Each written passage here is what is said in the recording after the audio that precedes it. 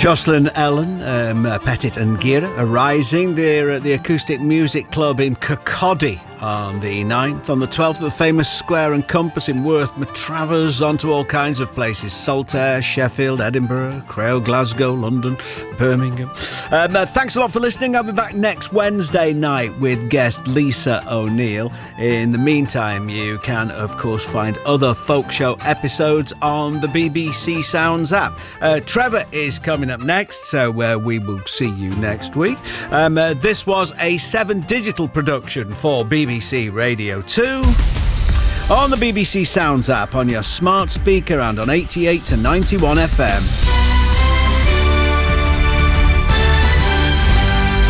BBC News at 10 o'clock. This is Catherine Cracknell.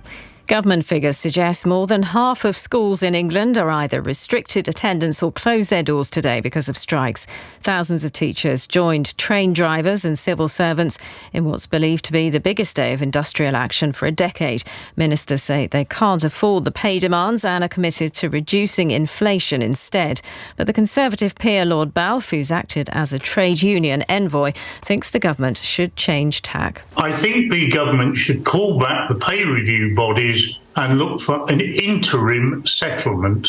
In other words, one to tide them over for the next few months until the next settlement. And that will involve money, yes. But you can't cure inflation by just hitting at one section of the community. The Labour leader, Sir Keir Starmer, has accused Rishi Sunak of being too weak to sack his Deputy Prime Minister over bullying allegations. Dominic Raab denies the claims. Mr Sunak told MPs he'd followed due process and taken action. The US Vice President Kamala Harris has addressed the funeral of a young black man who died after being beaten by the police in Memphis, Tennessee. She said the violence which had led to the death of Tyree Nichols hadn't been carried out in the pursuit of public safety. 5 black officers have been charged with second-degree murder. The Reverend Al Sharpton lambasted their actions in a city with deep links to the civil rights movement. In the city that Dr. King lost his life, not far away from that balcony, you beat a brother to death. There's nothing more insulting and offensive to those of us that fight to open doors, that you walk through those doors and act like the folks we had to fight for to get you through them doors. The owners of 4 luxury flats overlooked by a part of the Tate Modern Gallery in London have said they're relieved the Supreme Court's ruled in their favour after a long-running privacy battle.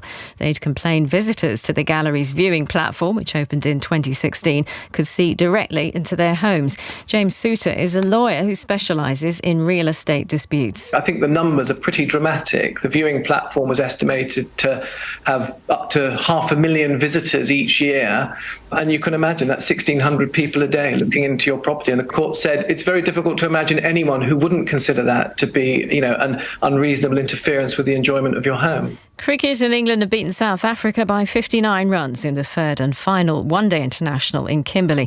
Jofra Archer took 6 wickets as South Africa were bowled out for 287. The win was a consolation for England, who lost the series 2-1. And the weather, a band of rain will push northeastwards into northwest Scotland. The south will be largely dry with variable cloud. That's the BBC News at 3 minutes past 10. 1, 2, 3, 4, 5, 6, 7, 8. It's Trevor Nelson's Magnificent 7. Good evening, everybody. How are you? Hope you're well. Thank you to Mark Radcliffe. His excellent folk show, as always. You may have to strap yourselves in a little bit. The first 4 songs on the Magnificent 7 tonight are a little bit lively. I know you're built for this. The Magnificent 7 on BBC Radio 2.